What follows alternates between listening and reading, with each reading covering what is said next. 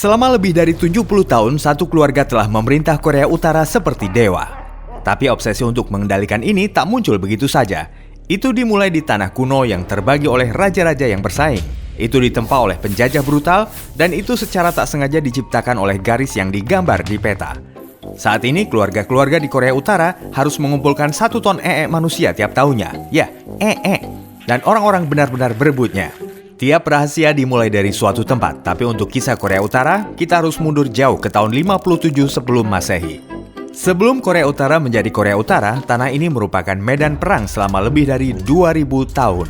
Jadi bagaimana berabad-abad peperangan dan isolasi menanam benih bagi kediktatoran paling ekstrim di dunia? Mari kita mulai dari awal. Di tahun 57 sebelum Masehi, Korea bukanlah satu negara. Itu adalah 3 kerajaan terpisah yang terus-menerus berperang satu sama lain. Goguryeo, Baekje, dan Silla. Bayangkan 3 bersaudara memperebutkan kamar tidur yang sama selama 700 tahun. Itulah yang pada dasarnya terjadi.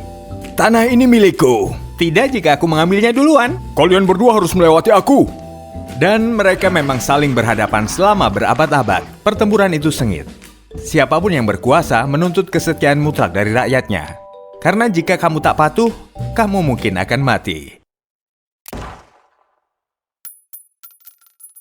Akhirnya di tahun 668 Masehi, Silla menang dan menyatukan Korea. Berita bagus bukan? Tidak juga, karena Korea segera mendapat pelajaran pahit. Sebuah negara yang lebih besar bernama Tiongkok sedang mengawasinya. Tiongkok sangat besar, kuat, dan berada tepat di sebelah Korea. Raja-raja Korea dengan cepat sadar bahwa jika mereka ingin bertahan hidup, mereka harus tunduk pada Kaisar Tiongkok dan membayar upeti. Pada dasarnya, Korea jadi sangat pandai mengatakan, "Ya Tuan," sambil tetap independen di dalam negeri. Beranjak ke tahun 1392, sebuah dinasti baru berkuasa yang disebut Joseon dan akan berlangsung selama lebih dari 500 tahun. Di tahun 1882, Korea dikenal sebagai kerajaan pertapa karena sengaja mengisolasi diri dari dunia luar. Jika kita tetap diam, membungkuk rendah dan membayar upeti pada Tiongkok, mungkin semua orang akan membiarkan kita berdiri. Dan jika tidak, kita lebih membungkuk lagi. Strategi ini sebenarnya berhasil selama berabad-abad, tapi negara-negara tetangga Korea tak akan membiarkannya. Jepang menginvasi Korea di tahun 1590-an dan menghancurkan negara itu. Lalu Tiongkok, Jepang, dan Rusia semuanya menginginkan pengaruh atas Korea. Caranya adalah dengan mengadu domba mereka. Tunduk kepada siapapun yang terkuat.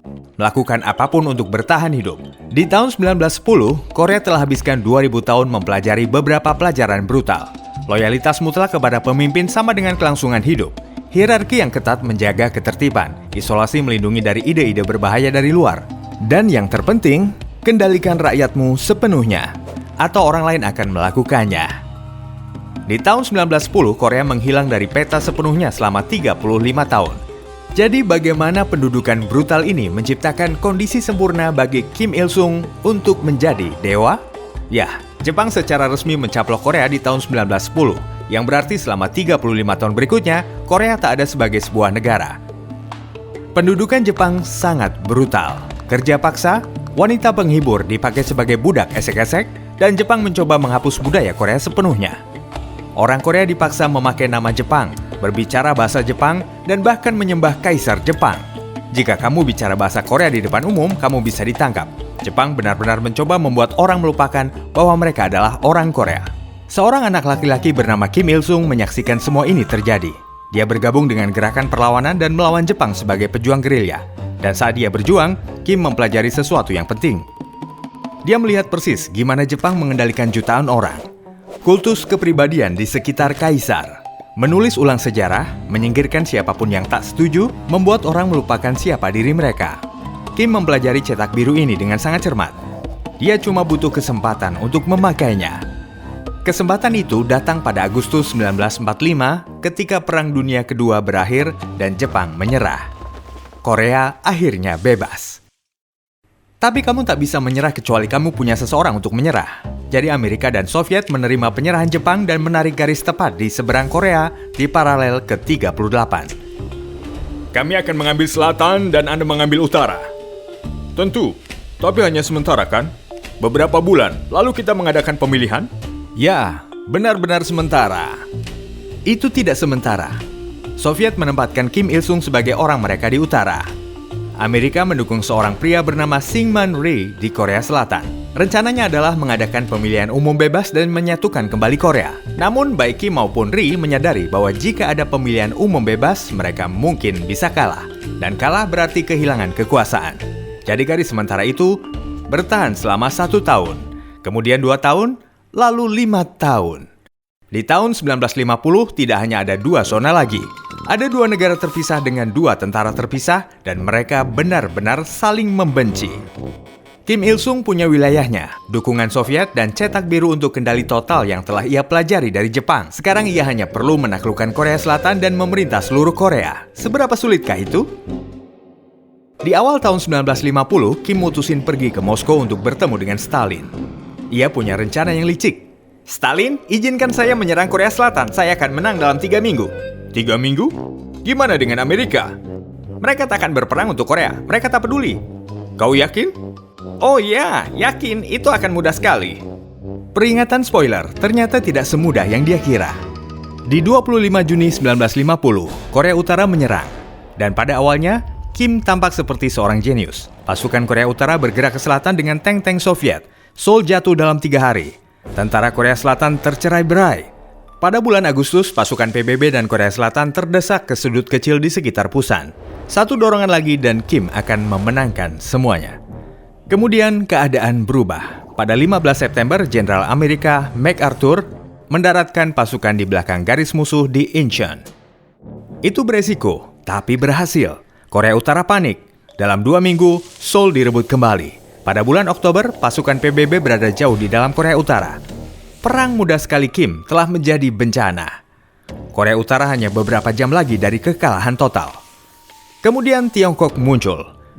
Di akhir Oktober, ratusan ribu pasukan Tiongkok membanjiri perbatasan.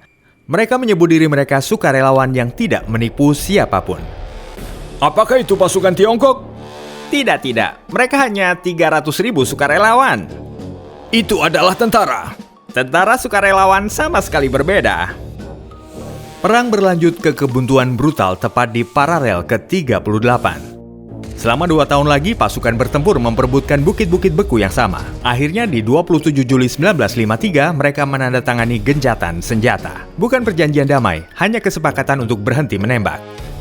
Korban jiwa akhirnya sangat buruk. Lebih dari 3 juta orang tewas. Seluruh kota rata dengan tanah. Dan setelah semua pertumpahan darah itu, perbatasan berakhir tepat di tempat asalnya di tahun 1945. Perang 3 minggu Kim berlangsung selama 3 tahun dan tak menghasilkan apapun kecuali menjadikan pembagian itu permanen. Tapi untungnya bagi Kim Il-sung, setelah kalah dalam perang yang ia mulai, ia tak digulingkan. Sebaliknya, ia melakukan sesuatu yang belum pernah dilakukan sebelumnya. Ia menjadikan dirinya dewa. Kim Il-sung baru saja memimpin negaranya ke dalam perang yang menewaskan jutaan orang. Jadi gimana ia bisa bertahan dan memerintah selama 46 tahun lagi sebagai dewa abadi? Sederhana, ia menyingkirkan semua orang yang mungkin menantangnya. Setelah perang, orang-orang yang mempertanyakan Kim mulai menghilang. Politisi pro-Soviet hilang di tahun 1956. Politisi pro-Tiongkok dibersihkan di tahun 1958. Di tahun 1960, Kim berdiri sendiri tanpa saingan yang tersisa. Mungkin kita harus berdiskusi. Diskusi apa? Saya rasa Anda mungkin salah tentang... Terjadi kecelakaan lagi. Namun ia tak hanya ingin kekuasaan. Ia menginginkan pemujaan. Jadi di tahun 1960-an, putranya Kim Jong-il mengambil alih propaganda. Dan bersama-sama mereka menulis ulang sejarah. Kisah baru itu mengklaim Kim lahir di Gunung Suci dengan pelangi ganda dan burung layang-layang yang bernyanyi. Kebohongan total, tapi mempertanyakannya berarti kematian. Mereka mengatur ulang kalender sehingga tahun 1 menjadi tahun kelahiran Kim. Patung-patung raksasa muncul di mana-mana. Setiap rumah butuh potretnya, dan orang-orang harus membungkuk kepadanya setiap pagi. Jika rumahmu terbakar, kamu harus menyelamatkan potret Kim terlebih dulu, bahkan jika kamu meninggal. Lalu mereka lakuin sesuatu yang benar-benar gila. Mereka mulai menghapus bahasa itu sendiri. Kata saya dihapus dari bahasa, yang berarti kamu tak bisa bilang, saya mencintai air, hanya kami mencintai air. Orang-orang diajarkan bahwa mereka adalah ras Kim Il-sung, bukan Korea atau Asia. Bahasa Korea Utara tak punya kata untuk cinta, kebebasan, hak asasi manusia atau stres. karena hal-hal itu tidak ada di surga mereka. Setiap rumah mendapat radio yang tak bisa dimatikan, selalu menyala di saluran propaganda. Anak-anak belajar bahwa burung dan tikus bisa mendengarmu, yang berarti pengawasan ada di mana-mana. Dan jika kamu lakukan kejahatan, anak-anak, orang tua, dan cucumu juga akan masuk kamp penjara. 3 generasi dihukum karena kesalahan satu orang. Di tahun 1974, Kim menunjuk putranya Kim Jong-il sebagai penerusnya. Ini mengejutkan komunis di mana-mana karena pemerintahan turun-temurun adalah kebalikan dari komunisme. Tapi siapa yang akan menghentikan seorang dewa? Di tahun 1991, Uni Soviet runtuh dan semua bantuan dihentikan. Ini buruk. Kim Il-sung meninggal di tahun 1994 setelah 46 tahun berkuasa. Saat putranya Kim Jong-il mengambil alih, ia mewarisi sistem kendali sempurna ayahnya. Tapi semuanya akan runtuh. Jadi gimana Korea Utara dan rezim baru menjadi lebih buruk? Saat Soviet berhenti mengirim bantuan, ekonomi hancur berantakan. Soviet tidak lagi mengirimkan makanan. Lalu orang-orang perlu makan. Orang korut pandai manfaatkan sumber daya. Mereka bisa bikin sup dari sepatu bot. Tak adanya listrik berarti tak ada pupuk, yang berarti tak ada makanan. Dan jika itu belum cukup buruk, di tahun 1995 dan 1996, banjir menghancurkan lahan pertanian. Pemerintah tetap diam, sementara orang-orang kelaparan. Kisah para penyintas sangat mengerikan. Orang-orang makan belalang, kulit pohon, dan tikus hanya untuk bertahan hidup. Mayat-mayat muncul di jalanan tiap hari. Beberapa orang bahkan mau makan temannya sendiri. Menjual cuilan manusia di pasar sebagai daging babi. Beberapa perkiraan menunjukkan antara 2 juta dan 3,5 juta orang meninggal dan rata-rata orang korut sekarang 3 hingga 4 inci lebih pendek daripada orang Korsel karena bertahun-tahun kekurangan makanan. Tanggapan Kim Jong-il terhadap hal ini adalah, kita tak bisa biarkan dunia tahu titik lemah kita. Ia belajar pelajaran penting dari kelaparan itu. Jika kamu tak bisa memberi makan orang, setidaknya buat dunia terlalu takut untuk menyerang. Jadi di tahun 2006, Korea Utara menguji bom nuklir pertamanya, yang menjadi jaminan utama rezim tersebut. Di tahun 2011, Kim Jong-il meninggal. Putranya, Kim Jong-un, mengambil alih kekuasaan pada usia 27 tahun, dan para ahli memperkirakan ia akan gagal. Mereka sepenuhnya salah. Kim Jong-un terbukti bahkan lebih kejam daripada ayahnya. Ia mengeksekusi pamannya sendiri, Chang Song-taek, dan tampaknya membunbun saudara tirinya, Kim Jong-nam, dengan agen saraf. Ia mempercepat program nuklir dan di tahun 2017 dunia benar-benar khawatir tentang perang nuklir. Tapi inilah kehidupan sebenarnya di Korea Utara saat ini. Tiap keluarga harus ngumpulin 1 ton manusia setiap tahun untuk pupuk. Dan orang-orang mengunci jamban mereka agar tetangga tak mencurinya. Tak ada tempat sampah karena tak ada yang pernah dibuang. Upah rata-rata adalah $2 per bulan. Luar biasa. Dan kupikir karakter animasi Stickman dibayar murah. Buat ongkos naik angkot aja nggak cukup, boy. Ngomong-ngomong, di Korea Utara kadang orang harus turun dan mendorong kereta karena tidak ada listrik. Rezim itu punya kamp kerja paksa di mana orang-orang bekerja dalam kondisi yang mengerikan. Wanita yang melarikan diri ke Tiongkok sering terjebak dan tak bisa pulang. Saat ini, ratusan ribu wanita Korea Utara terjebak di sana. Orang bisa dieksekusi karena hal-hal yang sepele. Membiarkan debu menumpuk di potret Kim? Tak cukup menangis saat seorang pemimpin meninggal, menonton film dari negara lain? Kejahatan kecil ini bisa membuatmu terbunuh. Di tahun 2014, PBB mempelajari apa yang terjadi di Korea Utara. Mereka mengatakan pelanggaran hak asasi manusia ini lebih buruk daripada hampir semua yang pernah mereka lihat sejak Perang Dunia II. 26 juta orang hidup di bawah sistem ini sekarang, di tahun 2025. Bagian yang paling mengerikan adalah sementara kamu nonton video ini, tak ada yang berubah di sana. Kegelapan yang sama, kelaparan yang sama, ketakutan yang sama. Sebuah negara yang seharusnya tak pernah ada, menolak untuk berakhir. Beri pendapatmu di kolom komentar, beritahu kami fakta mana yang paling mengejutkanmu, karena jujur saja kuota buang air besar wajib itu masih membuat saya Herman. Korea Utara aneh, tapi orang Inggris, mereka tersinggung. Klik di sini untuk nonton.